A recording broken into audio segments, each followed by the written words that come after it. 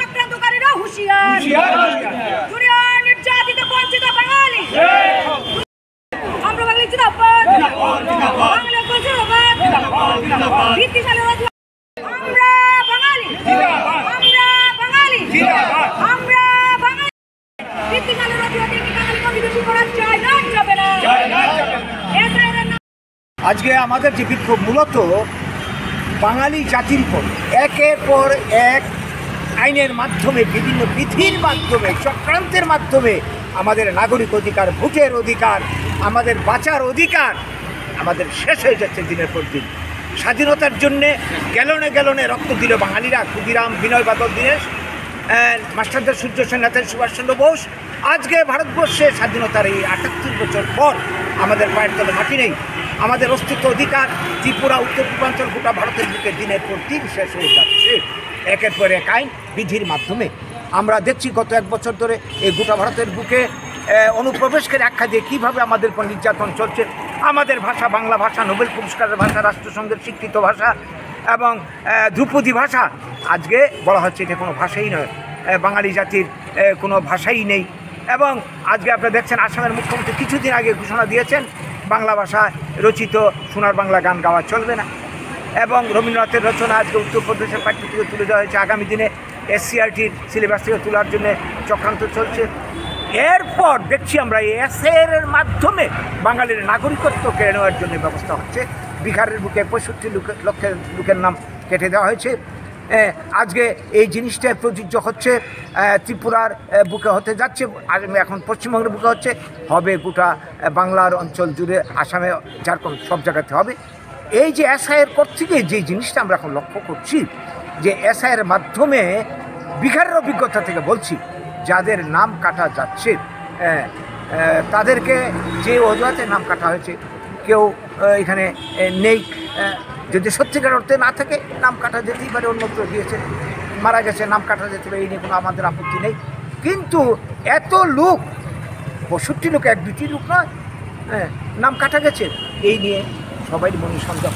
কারণ ওইখানে যে ভোটার যেটা বেরিয়েছে, এক বাড়িতে 100 জন 500 জন লোকের ঠিকানা, এর মধ্যে যে একটা গরমিল রয়েছে, মারা গেছে, দেখা গেল আসলে বাস্তবেরা জীবিত। এই বিষয়টা আজকে কিন্তু আমাদের ভাবাচ্ছে।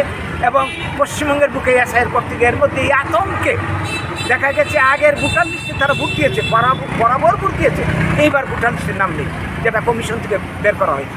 তাহলে তাদের নামগুলি কোথায় উধাও হয়ে গেল, কোথায়? তাহলে আগামী দিনে যে একটা চক্রান্ত চলছে, এটা আমাদের এখন আশঙ্কা হচ্ছে যে হয়তো পশ্চিমবঙ্গের বুকে এরকম লাখ লাখ কোটি মানুষ যারা আগে ভোট দিয়েছিল, যাদের ভোটে মন্ত্রী এমএলএ হয়েছে, তারা বহাল তবিয়তে থাকবে, তারাও অবৈধ হবে না, তাদের মাধ্যমে যে আইন তৈরি হয়েছে এগুলিও অবৈধ হবে না। কিন্তু এত বছর থেকে আজকে তাদের নাম হয়তো অবৈধ হয়ে যেতে পারে, এই ধরনের একটা আশঙ্কার কারণে এর মধ্যে কয়েকজন মারাও গেছে। তো এই আইন আগামী দিনে ত্রিপুরাতেও কার্যকরী হবে। ত্রিপুরাতেও স্লোগান হচ্ছে লাখ লাখ মানুষ নাকি অবৈধ অনুপ্রবেশকারী, বিদেশি। একটা পার্টি তো বারবার সরকারকে তাগদা দিচ্ছে, কমিশনকে তাগদা দিচ্ছে যে তাড়াতাড়ি এনআরসি প্রয়োগ করা হোক, এসআইআর করা হোক। এদের টার্গেট কি? বাঙালিকে বিদেশি চিহ্নিত করে ত্রিপুরা ছাড়া করা। উত্তর পূর্বাঞ্চল, আসামের অবস্থা তো জানি। এই যে এসআইয়ের ব্যাপারটা এখন একটা প্রচণ্ড কী বলবো, আতঙ্কের কারণে, ভয়ের কারণে দাঁড়িয়েছে প্রত্যেকটা মানুষের কাছে, বিশেষ করে বাঙালি অংশের মানুষের কাছে। এই ক্ষেত্রে বিজেপি বোঝাবার চেষ্টা করছে না, চিন্তার কোনো কারণ নেই। যদি কারণ না ভোটার লিস্টে কাটা যায়, বিদেশি চিহ্নিত হয় এসআইয়ের জন্য বা ভবিষ্যতে এনআরসির জন্যে, তাদেরকে রক্ষার জন্যে আমরা নতুন বিধি করেছি, নাগরিকত্ব সংশোধনী আইন করেছি, যার নাম সিএএ। এর মধ্য দিয়ে 2024 সাল পর্যন্ত, আগে ছিল 14, আমরা তাদের নাগরিকত্ব দেব। এইটা একটা চূড়ান্ত ভাউতাবাদী ছাড়া আর কিছুই নয়। কারণ নাগরিকত্ব সংশোধনী আইন, আমার কাছে যে বইটা আপনারা দেখছেন, এইটাই নাগরিকত্ব আইনের বই। এই সংশোধনী যেটা আনা হয়েছে, এর মধ্যে পরিষ্কার উল্লেখ রয়েছে যে ত্রিপুরা সহ আরও 4-5টি রাজ্যে এই আইন প্রযোজ্য। আমি পড়ে শোনাই। Nothing in this section shall apply to tribal area of Assam, Meghalaya, Mizoram or Tripura as included in the 6th schedule to the Constitution and the area covered under the inner line notified under the Bengal Eastern Frontier Regulation Act 1873. এটার অর্থটা কি? Nothing in this section মানে এই যে CA আইনের যে ধারা, এর মধ্যে এই যে রাজ্যগুলি আসাম, মেঘালয়, ত্রিপুরা, মিজোরাম এবং ইনার লাইন পারমিট রয়েছে মণিপুর, এই সমস্ত রাজ্যে সিএএ আইন প্রযোজ্য হবে না। সেখানে তাহলে কী হবে? এনআরসি হবে। এই কাজটাই হয়তো এই কি বলবো, এই যে এখন নতুন যে এসআইআর মধ্য দিয়ে শুরু হয়েছে। তো এই নিয়ে একটা আতঙ্ক কাজ করছে। আমরা রাজ্যবাসীকে সাবধান করতে চাই, এ কারোর ফাঁদে পা দেবেন না। যা খুশি তার ডকুমেন্ট চাইলে যা খুশি তাকে দেবেন না। এবং যদি আগে ভোট দিয়ে থাকেন, এইখানে বৈধ নাগরিক কাগজপত্র থাকে, আপনারা কর্তৃপক্ষের সঙ্গে যেমন কথাবার্তা বলবেন, আমাদের সঙ্গে কথাবার্তা বলবেন, আমরা আপনাদের পাশে আছি। একজন বৈধ ভোটারের নামও যদি বাতিল হয় ত্রিপুরা থেকে, যারা ত্রিপুরার বৈধ নাগরিক, ভারতের বৈধ নাগরিক, তাদেরকে নিয়ে আমরা লড়াই করব, সংগ্রাম করব। কোনো অবস্থাতেই ভোটার লিস্ট থেকে বৈধ ভোটারের নাম কাটা যাবে না। বাঙালির অধিকার খণ্ডন করা চলবে না।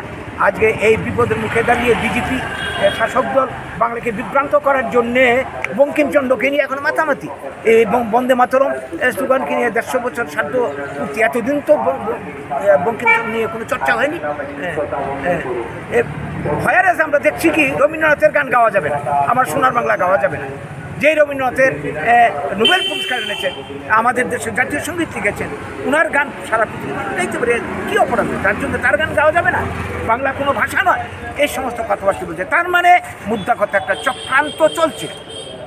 এই চক্রান্তকে জানান দেওয়ার জন্য এসআইআর তথা বেনামে এটা এনআরসি যে চলছে, এইটাকে সজাগ থাকার জন্য এই ব্যাপারে আমরা সবাইকে সাবধান করতে চাই, সজাগ করতে চাই। আপনাদের মাধ্যমে আজকে এই বার্তাটা ছড়িয়ে দিতে চাই। এবং সরকার যাতে যদি এই ধরনের কোনো পদক্ষেপ গ্রহণ করে, যাদের রক্তে দেশের স্বাধীনতা বাঙালি, তাদেরকে শেষ করে দেওয়ার আমরা কিন্তু ছেড়ে কথা বলবো না। এবং যারা ক্ষতিগ্রস্ত হবেন তাদেরকে আশ্বস্ত করছি, আপনারা আমাদের সঙ্গে যোগাযোগ রাখবেন।